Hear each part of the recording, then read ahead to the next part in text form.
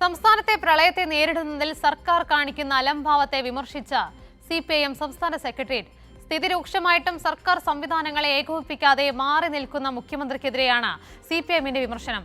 ജനങ്ങൾ ദുരന്തമുഖത്ത് നിൽക്കുമ്പോൾ മുഖ്യമന്ത്രി ഹെലികോപ്റ്ററിൽ കറങ്ങുകയും വിരുന്നിൽ പങ്കെടുക്കുകയുമാണെന്ന് സിപിഐഎം സെക്രട്ടേറിയറ്റ് കുറ്റപ്പെടുത്തി. രക്ഷാപ്രവർത്തനത്തിൽ LDF പ്രവർത്തകർ സജീവമാണെന്നും പ്രതിപക്ഷം ദുരിതാശ്വാസ പ്രവർത്തനങ്ങളിൽ LDF ഒപ്പമുണ്ടാകുമെന്നും സിപിഐഎം വ്യക്തമാക്കി. ജനങ്ങളാകെ ദുരിതത്തിൽ നിൽക്കുന്ന ഈ ഘട്ടത്തിൽ സർക്കാർ സംവിധാനങ്ങൾ ഏറ്റവും കാര്യക്ഷമമായി പ്രവർത്തിക്കേണ്ടതുണ്ടെന്ന് CPIM സംസ്ഥാന സെക്രട്ടേറിയറ്റ് ചൂണ്ടിക്കാട്ടി. മന്ത്രിമാരെ മാത്രം ചുമതലയേൽപ്പിച്ച് മാറി നിൽക്കേണ്ട ആളല്ല ദുരന്ത നിവാരണ അതോറിറ്റി ചെയർമാൻ കൂടിയായ മുഖ്യമന്ത്രി.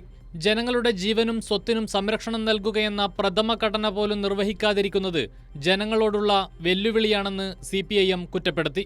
പ്രളയ മുന്നറിയിപ്പ് നൽകുന്നതിൽ സംസ്ഥാന സർക്കാർ ഗുരുതരമായ വീഴ്ചയാണ് വരുത്തിയത്. ഏറ്റവും കൂടുതൽ മഴ പെയ്ത പത്തനംതിട്ട, ഇടുക്കി ജില്ലകളിൽ ഇന്നലെ രാവിലെ വരെ ഓറഞ്ച് അലർട്ട് മാത്രമാണ് ഉണ്ടായിരുന്നത്. റെഡ് അലർട്ട് പ്രഖ്യാപിക്കുമ്പോഴേക്കും പല പ്രദേശങ്ങളും വെള്ളത്തിനടിയിലായിരുന്നുവെന്നത് ഈ കെടുകാര്യസ്ഥതയുടെ തെളിവാണെന്ന് സംസ്ഥാന സെക്രട്ടേറിയറ്റ് കുറ്റപ്പെടുത്തി. ദുരന്ത നിവാരണ പ്രവർത്തനങ്ങൾക്കും അവശ്യഘട്ടങ്ങളിലും ഉപയോഗിക്കാനാണ് സംസ്ഥാനം ഹെലികോപ്റ്റർ വാടകയ്ക്കെടുത്തത്. എന്നാൽ ജനങ്ങൾ ദുരന്തമുഖത്ത് നിൽക്കുമ്പോൾ ഹെലികോപ്റ്റർ സ്വകാര്യ ആവശ്യങ്ങൾക്ക് ഉപയോഗിക്കുകയും വിരുന്നിൽ പങ്കെടുക്കുകയും ചെയ്യുന്ന മുഖ്യമന്ത്രിയുടെ നടപടി സമൂഹത്തിൽ കടുത്ത വിമർശനത്തിന് ഇടയാക്കിയിട്ടുണ്ട്. മുഖ്യമന്ത്രിയുടെ ഇത്തരം നടപടികളെയും CPIM വിമർശിക്കുന്നു.